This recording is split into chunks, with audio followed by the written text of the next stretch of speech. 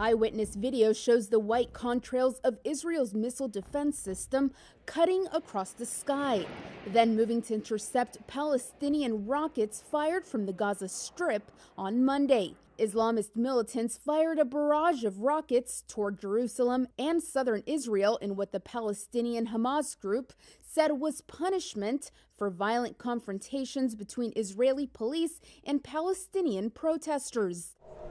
The rockets triggered air raid warnings, sending Israeli school children into bomb shelters. There were no immediate reports of casualties from the rocket fire in Israel. Retaliation from Israel was swift. In Gaza, the health ministry said at least 20 people, including 9 children, were killed in Israeli airstrikes on the Palestinian territory.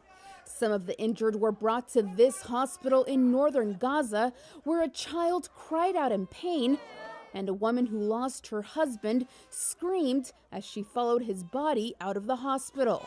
Israel's military said it carried out strikes against armed groups, rocket launchers, and military posts in Gaza, after militants there crossed what Israeli Prime Minister Benjamin Netanyahu called a red line by firing on the Jerusalem area for the first time since the 2014 war. The terrorist organizations crossed a red line on Jerusalem Day and attacked us on the outskirts of Jerusalem.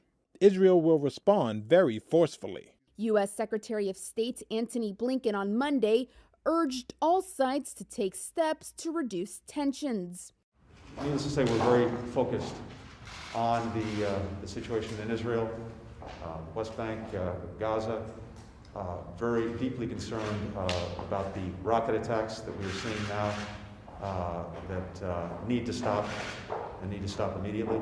Tensions have been rising for weeks in Jerusalem. Jewish groups are trying to evict Palestinian residents from a neighborhood in the eastern part of the city. As Israel celebrated Jerusalem Day earlier on Monday with marches marking its capture of eastern sections of the Holy City in the 1967 Arab-Israeli War, violence erupted at Al-Aqsa Mosque, Islam's third most sacred site. The Palestinian Red Crescent Society said more than 300 Palestinians were injured in clashes with police who fired rubber bullets, stun grenades, and tear gas.